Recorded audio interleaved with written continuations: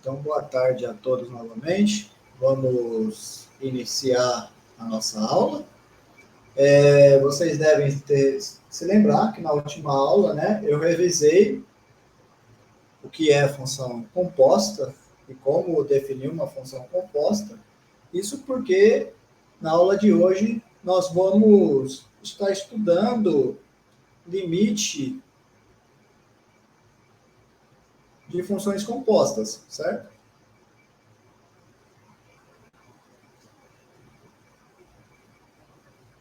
Opa. Funções compostas. Esse é o assunto da aula de hoje. Bom, então, eu já vou começar botando o teorema. Não vou demonstrar esse teorema por falta de tempo, infelizmente. Mas o que te diz o teorema? Se eu pegar uma função f que vai do domínio de f contido nos reais em reais e g, uma função que vai do domínio de g contido em r indo em R, são funções tais que eu consigo fazer a composição entre elas, ou seja, para isso você tem que lembrar que a imagem da f, vou denotar a imagem por I calígrafo, a imagem da f está contida no domínio da G, certo? Então, eu consigo falar de composição delas. E o que mais eu faço? Suponhamos que eu tenha que o limite de x indo a p da f de x é a e que a minha função g é contínua em a, certo?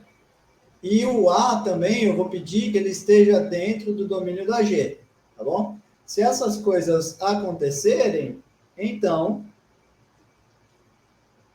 eu vou ter que o limite de x indo a p da g da f de x é igual ao g de a, certo? É isso que te diz, então, o teorema do limite de funções compostas, tudo bem? Então, eu tenho informação sobre o limite da f, tenho informação do limite da g, lembrando que g ser contínua no a é a mesma coisa do que dizer, significa que o limite de x indo a da g de x dá g de a, certo? Então, eu tenho informação de limite da f, informação de limite da g, e eu consigo informação de limite da composição, certo? Está tendo um ruído, eu vou multar todo mundo, tá? Só para evitar o ruído.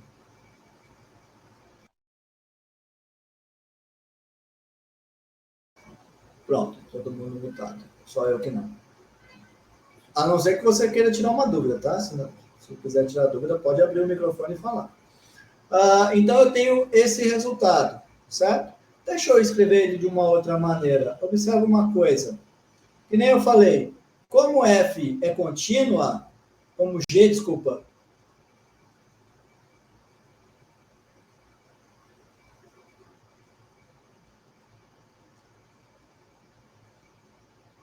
Certo. Não, na verdade, não era isso que eu queria. O que eu quero é só reescrever o negócio lá. Observe que olha só o que ele está falando. Está te dizendo que o limite de x indo a p da g da f de x é o g de a.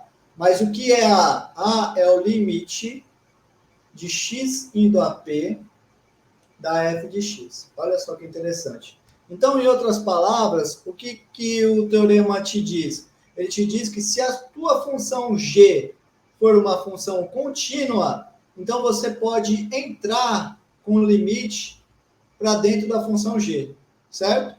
Desde que a função seja contínua nesse ponto onde o limite da f está indo, tá bom? Olha só que interessante o teorema. Está te dizendo que você meio que pode entrar com o limite. Então, por exemplo, Professor, se eu te... Diga. dá para demonstrar isso aí com número?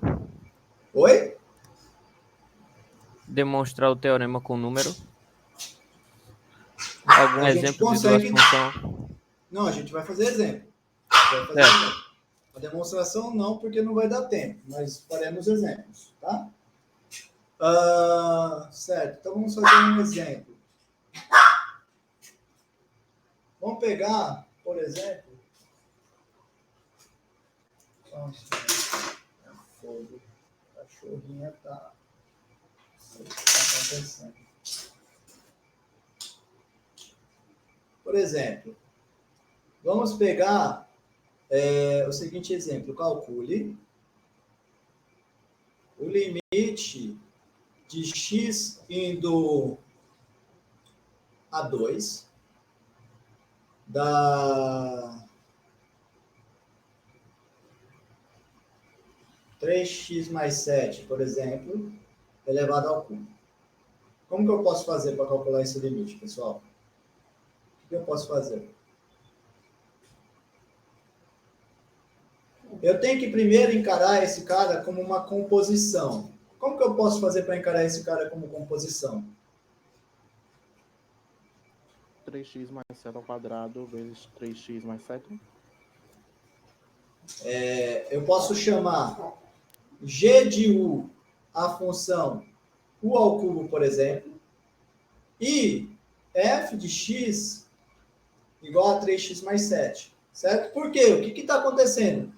Ó, você tem que interpretar esse cara como... O que aconteceu aqui? Primeiro, você fez 3x mais 7 e depois você elevou ao cubo. Então, você aplicou a função 3x mais 7 e depois a função u ao cubo, tá bom? Então, eu vou pegar essas duas funções. Aí, você observa o seguinte, como a função g é contínua sempre, você pode calcular do seguinte jeito, limite. Primeira coisa, você tem que notar que você pode escrever como composição. Deixa eu fazer como composição. Note que 3x mais 7 elevado ao cubo é o quê? Bom, olha isso. Elevado ao cubo, g de u é u ao cubo. Então, isso é g de 3x mais 7. Certo? Tudo bem? E esse cara aqui, 3x mais 7 é a minha f. Então, esse aqui vai ser o f de x. Tá bom? Então, eu tenho isso. Agora, eu posso fazer assim. Como a g é contínua, porque elevar ao cubo é contínua, nós vimos isso. Todo polinômio é contínuo, nós vimos. Temos seguinte. O limite de x indo a 2 de 3x mais 7 ao cubo é igual limite de x indo a 2 de quem? De g aplicada na f de x. A função g, nós acabamos de ver que ela é contínua. Então, isso vai ser g aplicado no limite de x indo a 2, estou usando o teorema da f de x. Tudo bem? Ó, usei o teorema, passei o limite para dentro. Por quê? Porque a função g é contínua. Então, esse cara vai ser o quê? Esse cara vai ser... Quem é g? G é elevado ao cubo. Então, esse cara aqui vai ser o limite de x indo a 2 da f de x, tudo isso elevado ao cubo. Mas quem é f? F é 3x mais 7. Então, aqui eu vou colocar 3x mais 7. Agora eu calculo esse limite. Quanto que dá esse limite? Vai dar 2 vezes 3, que dá 6. 6 mais 7 dá 13. 13 ao cubo. Certo? Pronto. Desta maneira. Alguém ficou com alguma dúvida no exemplo? Alguém tem alguma dúvida no exemplo, pessoal? Eu tenho. Pode falar. Professor, minha conexão ela falhou aqui na hora que o senhor começou. Certo. Eu só peguei o finalzinho agora aqui. Certo. Então, vamos lá. Qual que é a ideia? Você tem você quer calcular esse limite. Qual é a ideia? Primeiro, você tem que interpretar esse cara. O que aconteceu aqui? Você pegou o x, aí primeiro você fez 3x mais 7, e depois você elevou ao cubo. Então, isso daqui é uma composição. Qual composição? Da função f, que é 3x mais 7, com a u ao cubo. Aí eu vim aqui e observei exatamente isso, ó. O que eu fiz nesse ponto aqui foi exatamente mostrar que 3x mais 7 ao cubo é g aplicado em f de x, certo? Depois, eu observo que a g é contínua. Por quê? Porque o resultado do teorema nos diz que se a função é contínua, eu meio que posso entrar com o limite para dentro da função. Então, é isso que eu fiz aqui, certo? Aí, observando que a função é contínua, eu posso pegar, ó, nesse passo, eu passei o limite para dentro, tá bom? Aí, o que eu faço em seguida? Substituo os termos. Quem é G? G é elevado ao cubo, tá aqui, elevado ao cubo. Quem é F? F é 3x mais 7, tá ali 3x mais 7, tá? Aí eu calculo o limite de 3x mais 7, que dá 13, e ele está elevado ao cubo. Então, é 13 ao cubo. Alguém ainda tem mais alguma pergunta? Professor, Diga. lá em cima, no limite que você colocou no início, se colocar o 2 e calcular o limite normal, não vai dar 13 ao cubo não também? O que é o limite normal? Ali, calcula o limite de x tendendo a 2 e 3x mais 7. Ah, Aí, no lugar do x, colocar o 2 não vai dar 13 ao cubo, né? mas por que você pode simplesmente substituir? Não, só foi uma observação, só. Sim, mas eu estou te perguntando, por que o limite é simplesmente substituir? Aí o senhor me pegou. Professor, eu também Por isso que eu penso digo, como não ele. é limite normal, vocês têm que saber o que você está calculando, tá? Você tem que saber o que está calculando. A justificativa é essa que eu acabei de dar para vocês. Mas poderia? Pode, desde que você saiba a justificativa. A justificativa é essa que eu estou falando. Essa daí que o senhor mostrou agora. Exatamente, essa é a Fechou. justificativa. Entendeu? Beleza.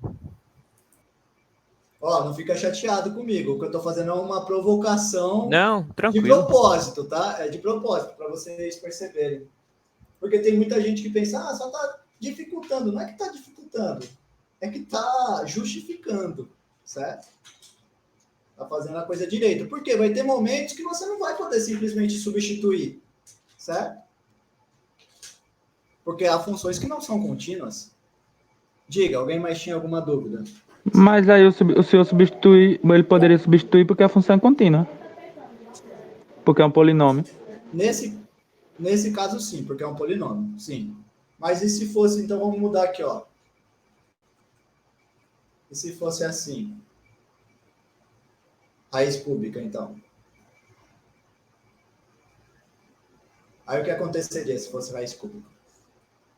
Aí você teria que pensar aqui a sua g como sendo a raiz cúbica. Aí não é mais polinômio, certo? Não é mais polinômio. Então vamos pensar com raiz cúbica, já que não queremos polinômio. Vocês querem já começar, por exemplo, mais difícil? Tudo bem. Brincadeira.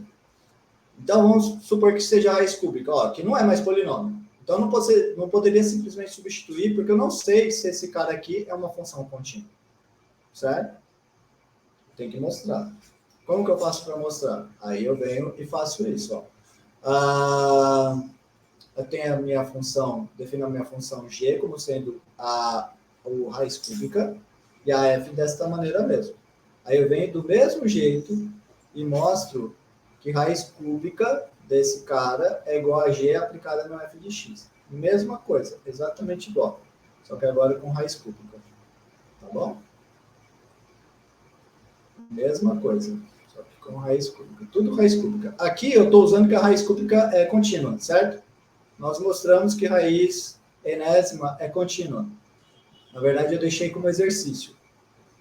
Então, esse daqui é a raiz cúbica de 13. Tudo bem?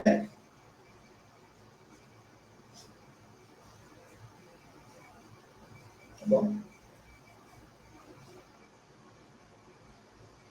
Alguém mais tem alguma dúvida? Ficou melhor assim, né? Talvez, porque, tá bom, essa função não é contínua. A outra a gente poderia Você me matou quando Abaixa você um falou, pouquinho, você já professor. sabe que é polinômio.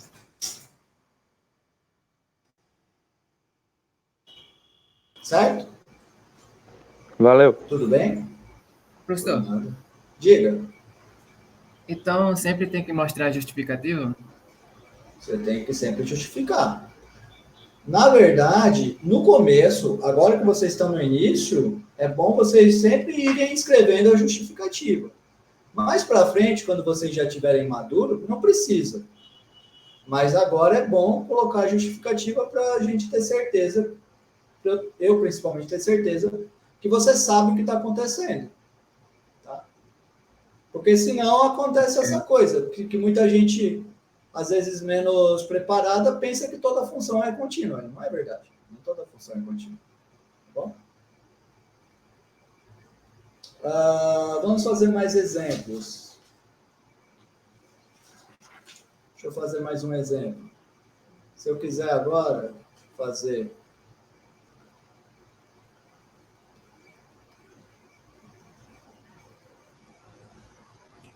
Outro exemplo usando teorema. Isso. X indo a 1 da raiz quadrada de x ao quadrado menos 1 sobre x menos 1. Como que eu faço para calcular esse limite?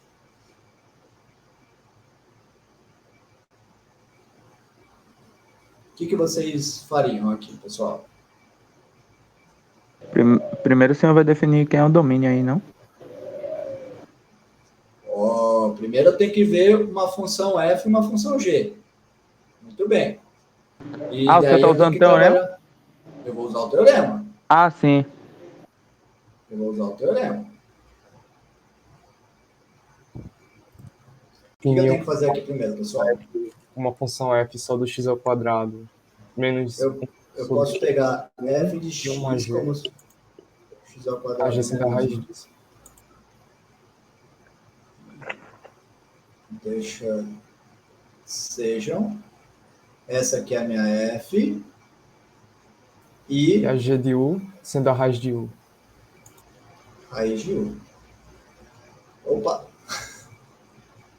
Raiz de u. Agora, aqui tem uma coisa interessante. Aqui tem uma coisa interessante. A imagem da minha função f tem que estar dentro do domínio da minha função g, lembra? Senão não tem uma boa definição de função contínua. Então, esse cara f aqui não é para todo f, para todo x, desculpa. É para um x especial. Certo? Por quê? O que tem que acontecer? Eu tenho que ter a... já vou escrever aqui direto, mas daqui a pouco eu vou justificar por quê.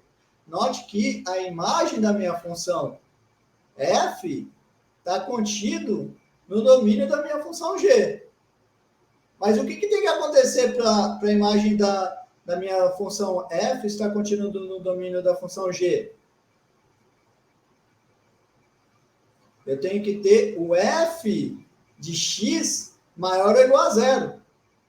Aí eu pergunto para vocês, esse f de x que eu coloquei aqui em cima, ele é maior ou igual a zero?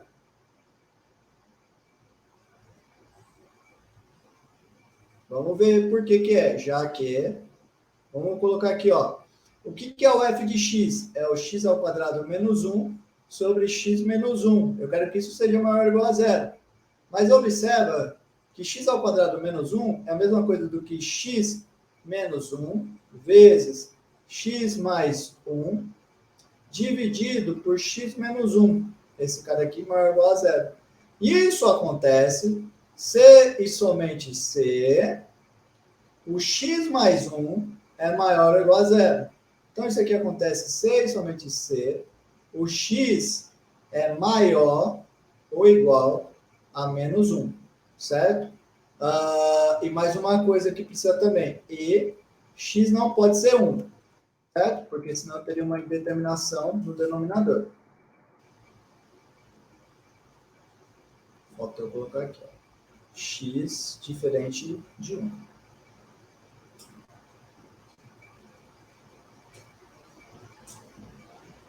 Então, quem vai ser o meu domínio? Quem tem que ser o domínio da minha função f? esse x aqui da minha função f tem que estar no intervalo de -1 até infinito e não pode ser 1. Tá bom? Esse é o meu domínio da f. Por que eu faço isso? Para ter a imagem da f contida no domínio da g. Senão não tenho esse bichinho. Tá bom? Muito bem. Agora, eu observo também que a minha g é contínua em todo o 0 até mais infinito. Certo? Então, como g é contínua, vamos escrever. Já vou fazer aqui direto, tá? Fazer esse daqui direto. Eu quero calcular esse limite aqui. Então, já vou colocar ele direto aqui embaixo. Eu quero calcular esse limite aqui. Eita, não veio a raiz. Tudo bem, eu coloco ela. Eita, mais. Quero calcular essa raiz aqui, certo? Aí, observe, com a notação que eu coloquei, esse cara aqui vai ser a g aplicada no f de x, tá bom? E isso daqui vai ser igual a... Opa! Agora eu uso o que eu falei, que a g é contínua. Uso o teorema. Isso vai ser g do limite de x indo a 1 da f de x. Tá bom? Agora, para terminar, você coloca. Quem é a g? A g é a raiz quadrada.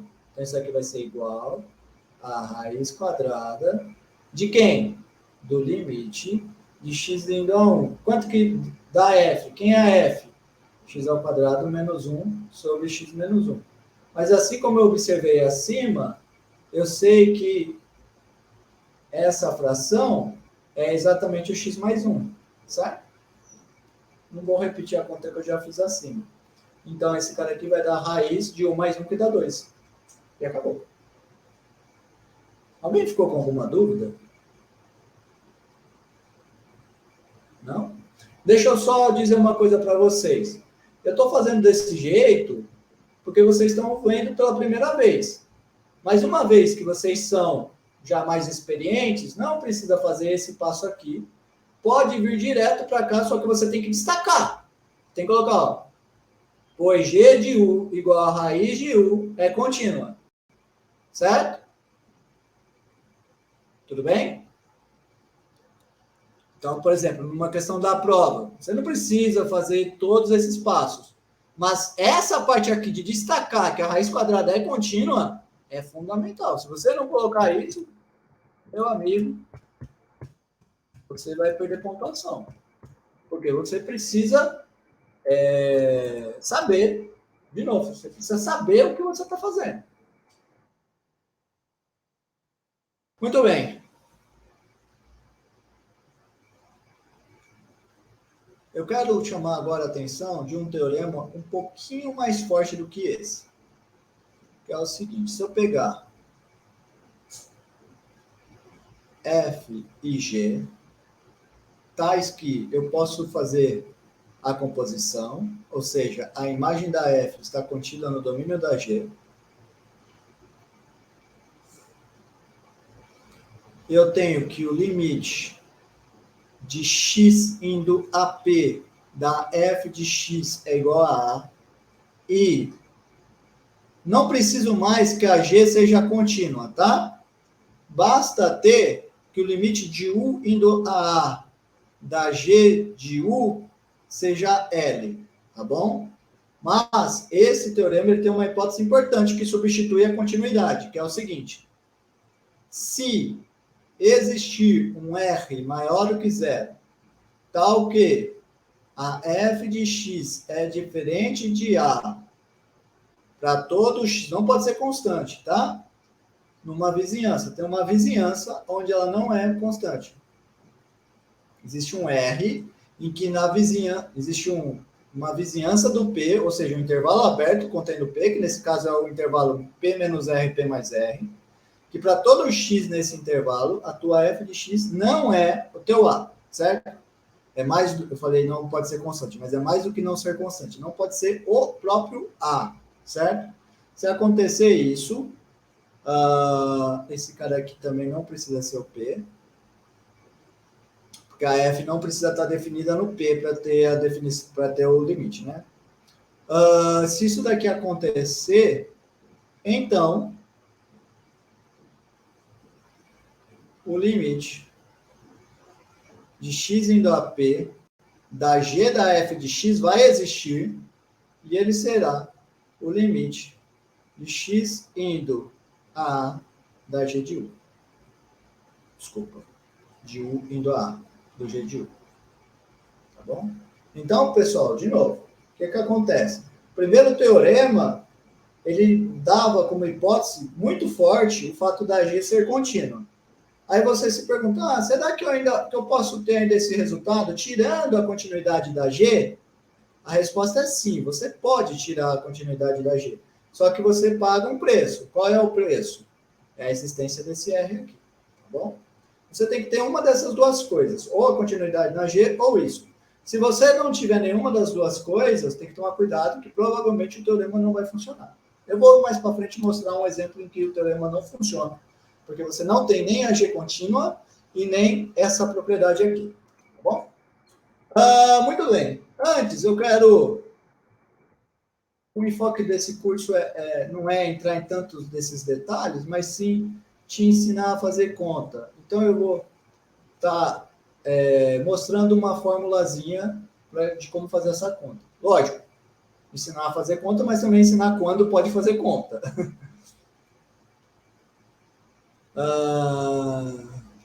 Não serviria de nada falar para você, faça essa conta e essa conta não dá certo, né? Bom, a formulazinha que eu quero fazer é o seguinte, ó, destaque o seguinte, o que está acontecendo? Você pode encarar essa fórmula acima do seguinte jeito, você colocou U no lugar de f de x, certo? E daí você enxerga o seguinte, esse limite que eu vou colocar agora, ele vai ser em U. Vai para onde? Para isso eu vejo. Para onde vai o U? O U vai para onde o f de x for, já que o U é o f de x. Mas para onde eu estou caminhando com x? X indo a P, certo? E daí, na minha hipótese, eu coloquei que o f de x com x indo a P vai para A. Se eu tiver isso, eu tenho aqui A, G de U, tá bom? Essa é a formulazinha. Eu vou ensinar vocês a como fazer isso, tá? Não se preocupe. Vou fazer alguns exemplos de como a gente fazer isso. Isso daí meio que a gente chama de mudança de variável do limite. Ou seja, eu tinha um limite na variável x e eu mudei esse limite para ter um limite na variável a. Tá bom? A gente vai ver como fazer isso. Vamos fazer alguns exemplos. Nesse exemplo, eu vou fazer várias mudanças de variáveis para a gente conseguir resolver o limite. Se eu quiser fazer limite de x indo a 1 de 3 menos x ao cubo elevado a 4 menos 16 sobre x ao cubo menos 1. Vou pegar esse cara aqui. Como que eu faço esse limite, galera? Que mudança de variável vocês fariam? Quem vocês chamariam de U? O segredo aqui é esse. Tem que chamar alguém de U. Quem vocês chamariam de U? Ó, eu vou contar para vocês. Eu, Renan, bato o olho aqui, já que ninguém quer falar, eu falo. Eu, Renan, bato o olho aqui e falo, eu tenho aqui um 3 menos x ao cubo dentro do elevado a 4.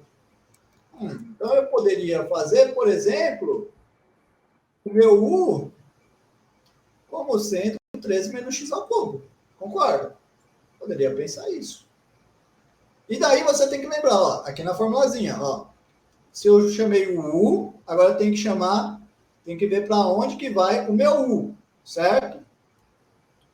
Agora então tem que calcular o limite. Limite de x indo a 1.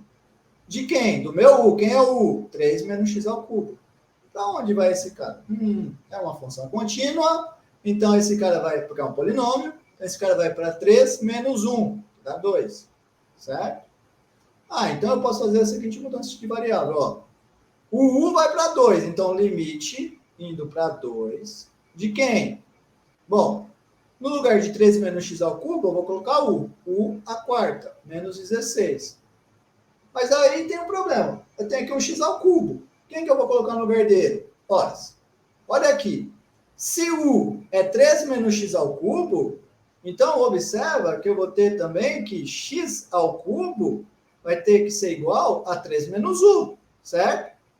Certo? Só jogando esse cara para o outro lado e esse cara para cá. Tá bom? Ninguém me escute falando isso, porque eu estou jogando gente para um lado para o outro. Aí, esse cara vai ser 3 menos u menos 1. Tudo bem até aqui? Alguém tem alguma dúvida? Façam suas dúvidas se tiverem. Por favor, façam as dúvidas. Então, x ao cubo, o senhor substitui por u? Não. 3 menos x ao cubo virou u, ó. Esse cara aqui, ó. Esse aqui é o meu u. Certo? Por isso que ele aqui, ó, virou isso. Tá vendo? Tudo bem? Sim. Outra coisa importante, ó. Aqui era 1. Aqui ficou 2. Por quê? Porque quando eu mandar o x para 1, o meu u está indo para 2. Tudo bem? Bem, então eu tenho esse cara aqui. Aí observa, então, eu posso escrever isso como sendo limite de u indo a 2, de u à quarta, menos 16, sobre menos u mais 2. Tudo bem? Eu tenho esse cara aqui. Agora, o que eu vou fazer? Bom, eu posso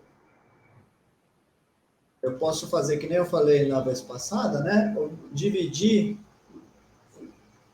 Eu vou falar a verdade para vocês. Eu não gosto muito de escrever dessa maneira, então eu vou só mudar uma coisinha aqui. Eu vou colocar aqui menos u à quarta menos 16 sobre u menos 2, tá? Só para não ficar, eu prefiro assim, u menos constante. Muito bem. Aí, agora, o que eu vou fazer? Eu posso usar produtos notáveis aqui, ou fazer divisão de polinômio, que nem eu ensinei na vez passada. Vou fazer por produto notável. Posso observar, por exemplo, que u à quarta é a mesma coisa do que u ao quadrado elevado ao quadrado, menos 4 ao quadrado, certo? Dividido por u menos 2, tudo bem?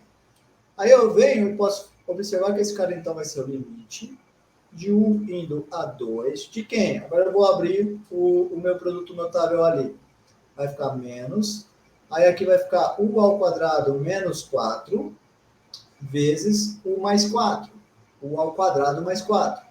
Tudo isso dividido por u menos 2, tá bom? Muito bem. Agora, eu posso observar o seguinte, tem mais um produto notável aqui, porque 4 é a mesma coisa do que 2 ao quadrado. Então, eu poderia fazer assim, ó, limite de u indo a 2, de menos, aí aqui eu fiquei com u menos 2, u mais 2, vezes u ao quadrado mais 4. Tudo isso dividido por u menos 2. Aí eu posso simplificar. Eu vou ter limite de u indo a 2, de menos u mais 2, u ao quadrado menos 4. Mais 4, desculpa. Então, esse cara vai dar quanto? Vai dar menos 2 mais 2, 4. 2 ao quadrado, 4. 4 mais 4, 8. menos 32. E terminou. Alguém ficou com alguma dúvida nesse exemplo, pessoal? Me conte. Todo mundo conseguiu entender todos os passos? Ou teve algum passo que ficou obscuro?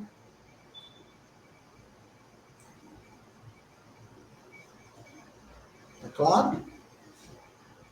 Tá claro? Então, a ideia é essa, mudança de variável, certo? Então, enxerga que eu tenho duas ideias para fazer quando eu trabalho com a função composição. Uma é, se a função de fora for contínua, a história de jogar o limite para dentro. E a outra ideia é essa mudança de variável. Tá bom? Bom, deixa eu fazer mais um exemplo para vocês. Essa ideia de mudança de variável é bem útil, viu? Bem útil. Bem usada. Limite de x indo a menos 1 da raiz cúbica de x mais 2 menos 1 sobre x mais 1.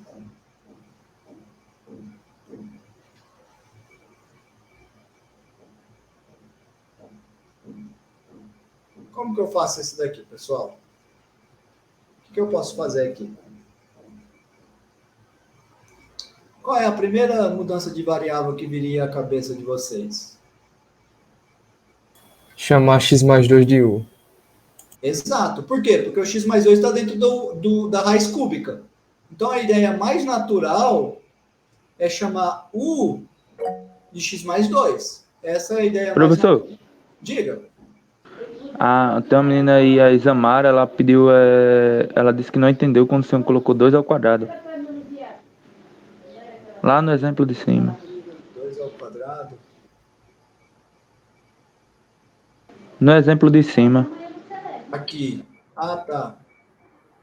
Esse ponto. É porque aqui o produto notável me dá isso, correto? Pelo produto notável eu tenho isso.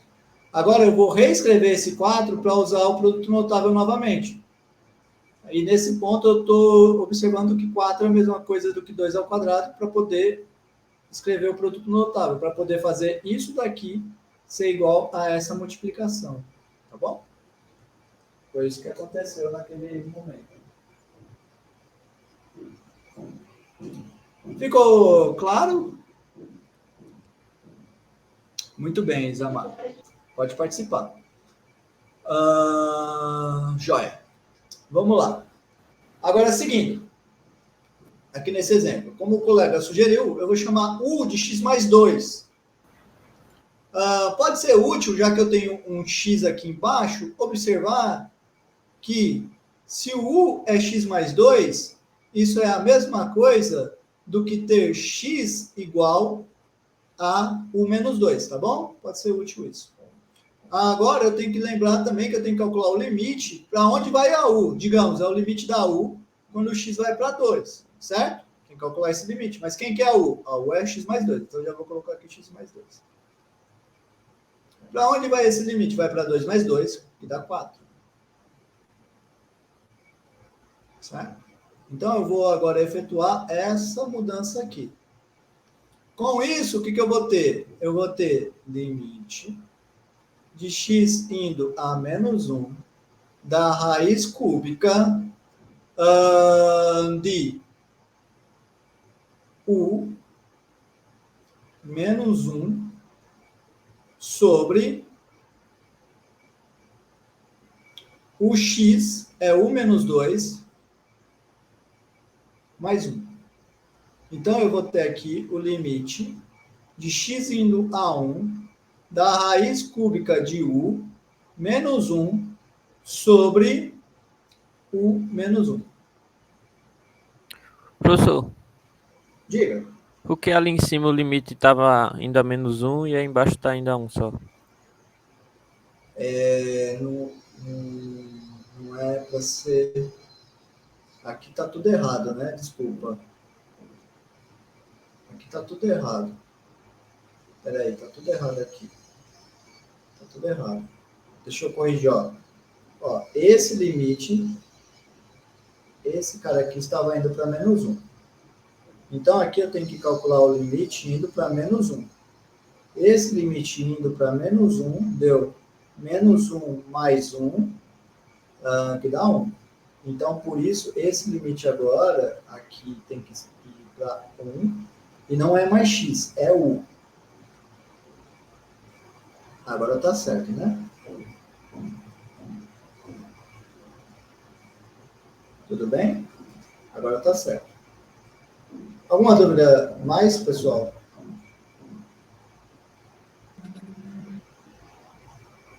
Não? Ninguém tem mais nenhuma dúvida? Tá bom. Agora, eu vou fazer o seguinte. Olha, eu Então, queria... ali embaixo não vai ficar menos 2, então, né, professor?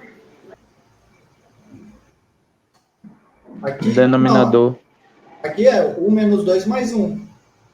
Porque o x é 1 menos 2. O que eu tinha errado era aqui, né, no momento de fazer esse limite só, tá? O resto estava certo. É que eu tinha colocado aqui para outro valor, não sei porquê. Mas agora está certo.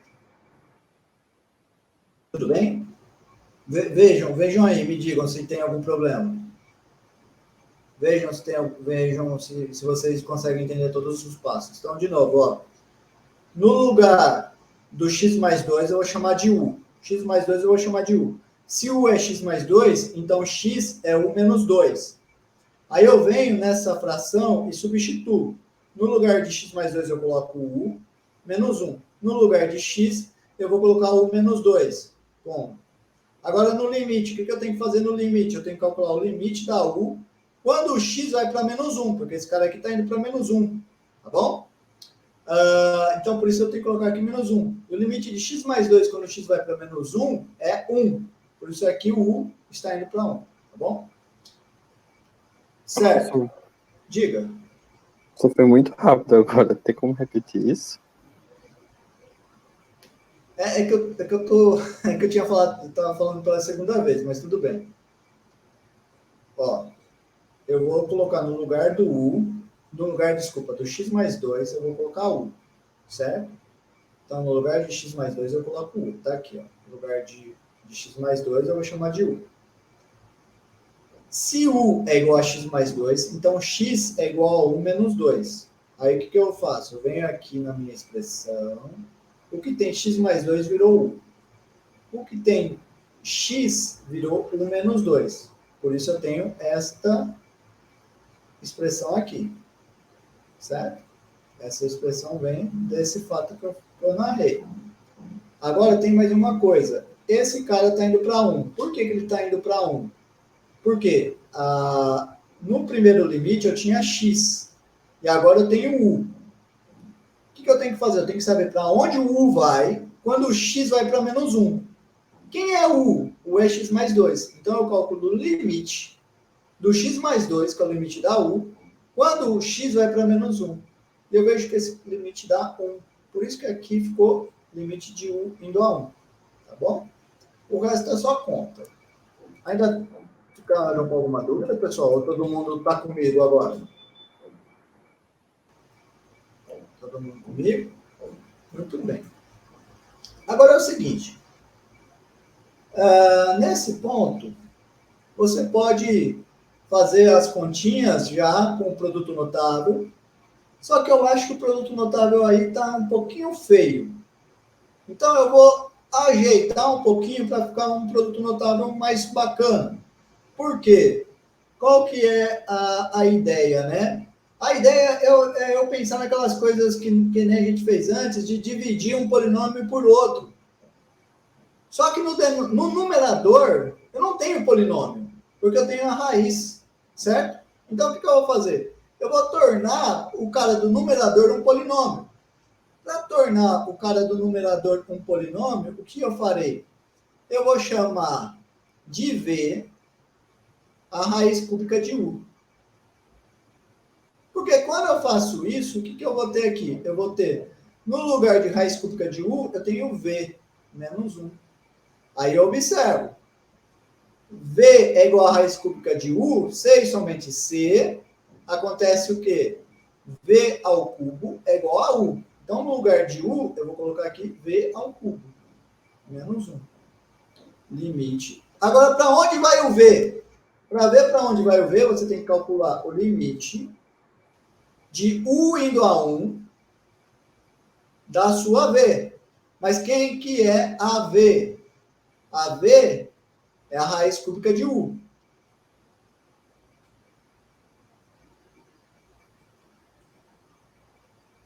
Raiz cúbica é uma função contínua, então esse cara vai para 1.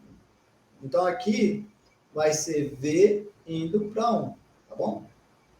Agora vamos terminar o exemplo. Alguma dúvida até aqui? Todo mundo entendeu esse passo? Eu fiz outra mudança de variável. Agora, o que eu vou fazer? Eu vou aplicar um produto notável.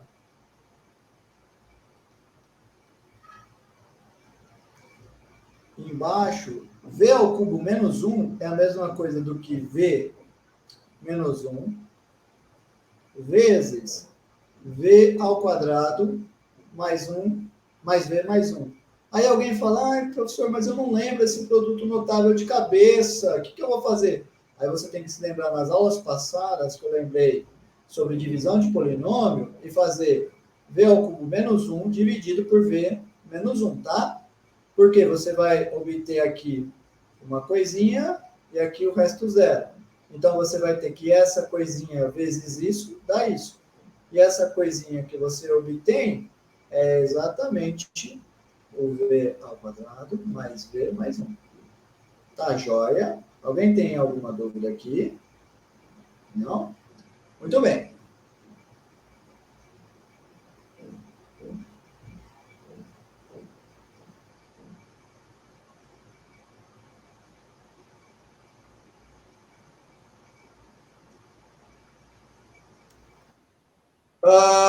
Agora, eu faço a simplificação da fração.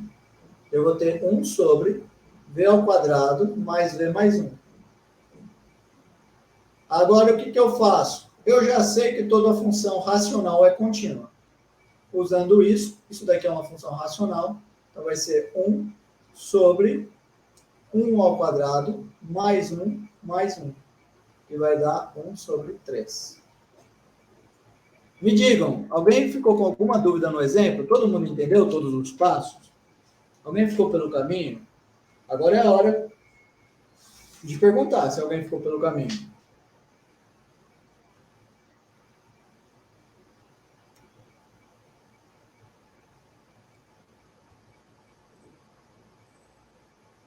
Só estão dando joinha, eu não estou vendo o chat. É só joinhas, né? Então, tudo bem. Muito bem, então se está tudo jóia, então vamos seguir. Eu quero fazer uma observação. Observação.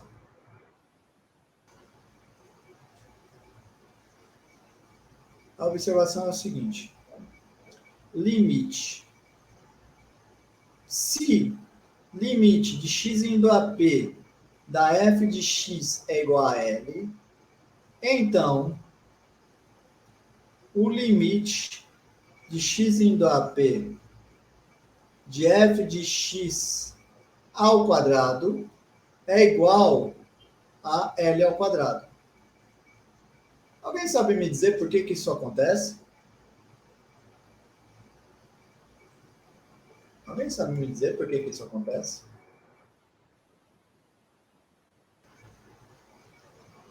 Pela propriedade do produto dos limites ser o limite do produto, aí a pessoa divide em duas partes. Esse é um jeito, mas eu queria que você usasse composição.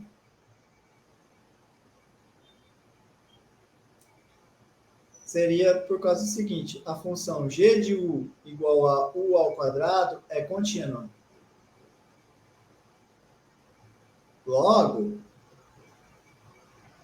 o limite de x indo a p da f de x ao quadrado é a mesma coisa. Lembra que eu falei para vocês que em algum momento para frente ia poder fazer direto? Nesse momento eu já estou fazendo direto. Ó.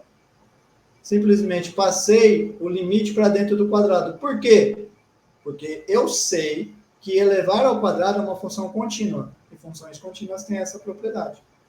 Então, esse cara vai ser igual a L, porque o limite da f é da L ao quadrado. Então, eu tenho L ao quadrado. Todo mundo entendeu? Alguém tem alguma dúvida nisso?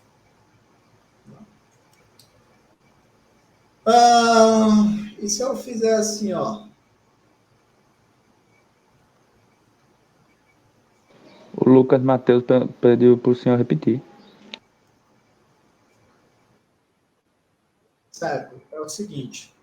Eu vou encarar esse f de x ao quadrado como sendo, pega o x, aplica o f e depois eleva ao quadrado. O que é isso? Uma composição. Porque eu estou pegando primeiro o f e depois elevando ao quadrado. Certo? Então, quando eu calcular esse limite, isso vai ser a mesma coisa do que entrar com o limite para dentro do quadrado. Eu vou estar entrando dentro da função g, igual a gente estava fazendo lá no início da aula. Certo?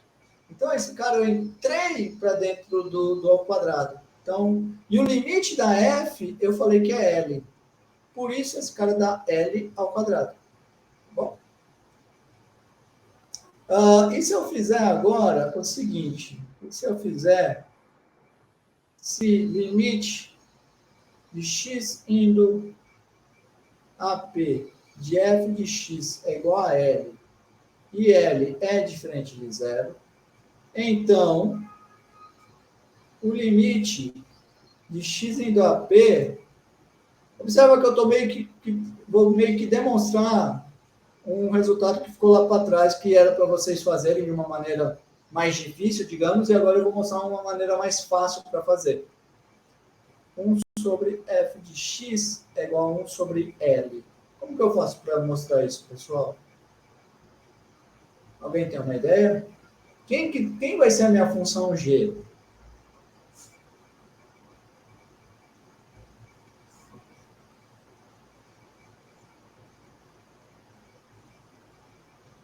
G de U vai ser a função 1 sobre U. Concorda? Que quando eu estou falando assim, limite de x de... Quando eu estou fazendo 1 sobre f de x, o que eu estou fazendo é... Peguei o x, apliquei a f. E depois eu apliquei a função inverter. E a g é exatamente a função inverter. Tá bom? Então, eu pego essa função. E eu noto que essa g é contínua em R sem o zero. E aquele L é exatamente diferente de zero. Certo? Assim,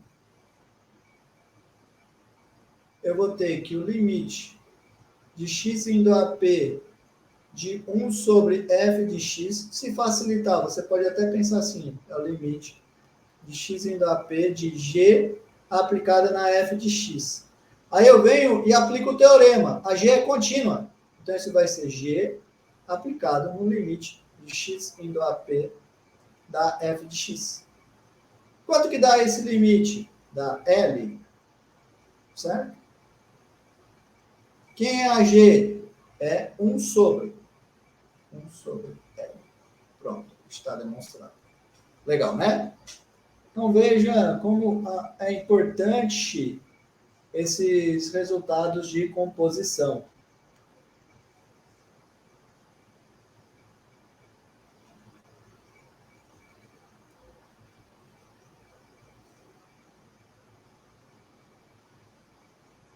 Muito bem.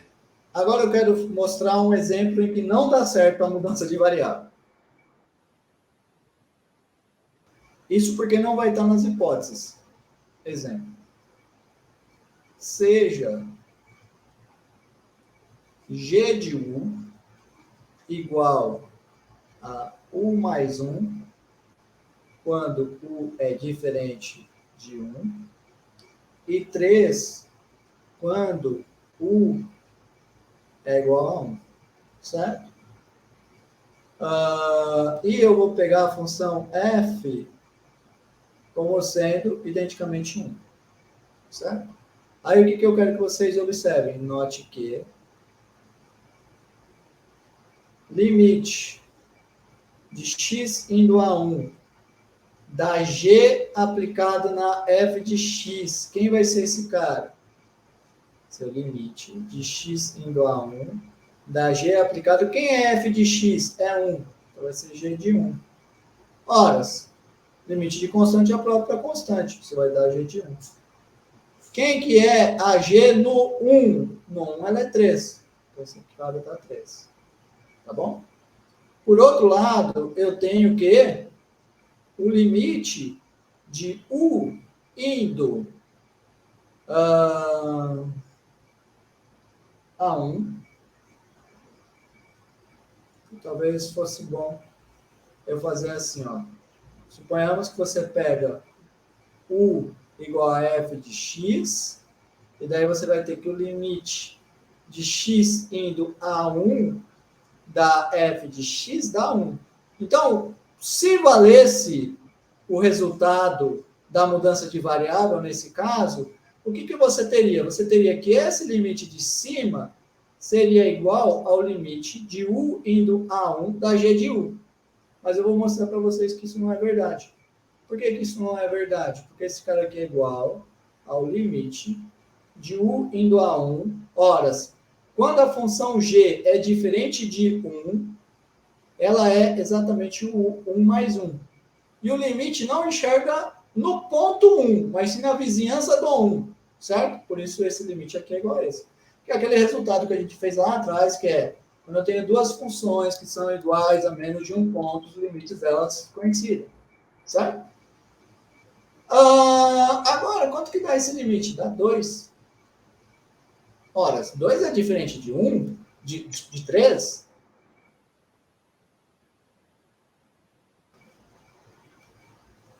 Esse cara, então, vai ser, nesse exemplo, diferente desse cara. Aí eu pergunto para vocês, tá errado, então? O teorema não vale? Não vale o teorema? Pergunto para vocês, não vale o teorema? Nenhum dos dois teoremas que eu fiz para vocês valem?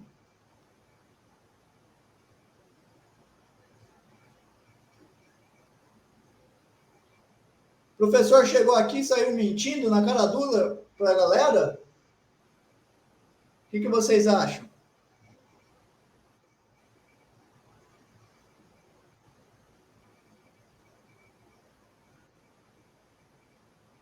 Vocês estão aí?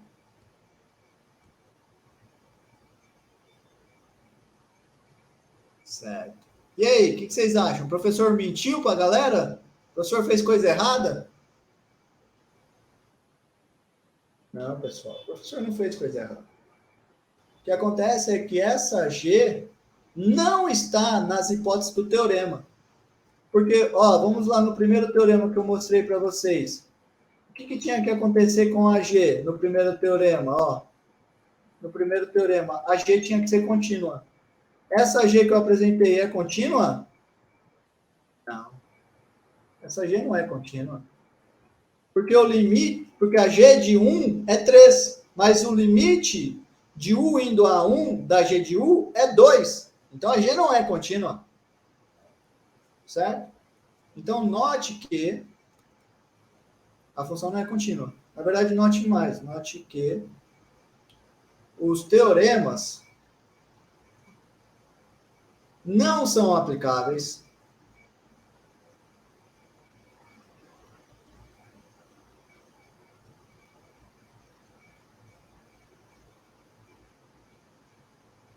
pois não estamos nas hipóteses deles.